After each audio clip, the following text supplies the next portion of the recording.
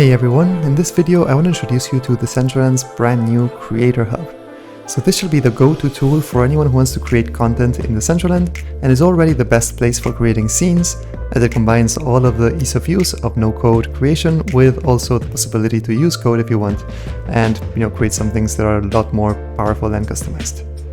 So to download the Creator Hub, you just need to visit Decentraland's domain and enter the Creator section, and you'll find the download link right away. The installation you'll see is pretty standard and straightforward. In Mac, just drag the DMG file to your apps. In Windows, just follow the wizard, and you'll see that the app self-updates whenever there's a new version.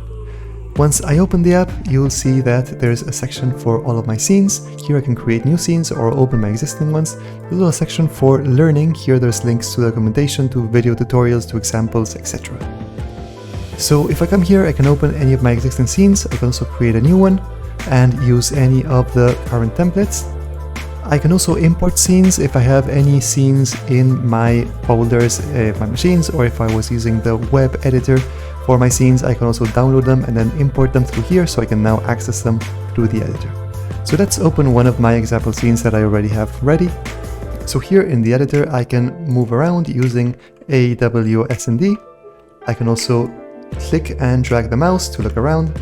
So with this, I can approach and look at things from different angles.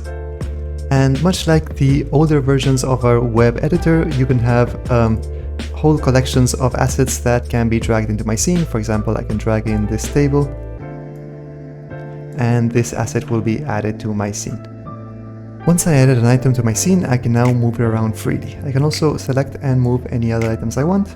And with these gizmos up here, I can also choose other ways of moving. For example, with this, I can move it in just one axis at a time by using these arrows. I can also select to rotate an item. I can also select to scale an item by just changing one of the axes at a time to make this wall taller. I can also undo my actions with Ctrl-Z. And besides what I can do with what we call normal items, I can also work with what we call smart items. So if I go back to the main menu here and select the smart items asset pack, you'll find that there are a number of items that come pre-packed with some default behaviors. So this door, for example, doesn't just look like a door, it also behaves like a door. So let's move it so that it aligns neatly with the door frame. And you'll notice that on the panel here, there's a number of configurations that we can do. We'll cover these in another tutorial. But for now, I'll just show you the default behavior of how it behaves like a door. For this, I need to open the preview. You can now run around the scene and experience it just like players will when this is published. The Creator Hub uses the Decentraland 2.0 client, which means that players will experience the scene just like it will whenever they download and enter Decentraland. As I mentioned before, this door opens. It's a smart item. So yeah, thanks to the magic of smart items, I can open and close it. I'll cover this in more depth in the near future. For now, let's head back to the Creator Hub, and I wanted to show one last thing. If I click on this pencil icon up here, I can change settings for the scene. So I can change, for example, the scene name, the description. I can also change a number of other things that I won't cover in this video.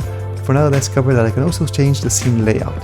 So right now my scene is 3x3, meaning, sorry, let's go back here.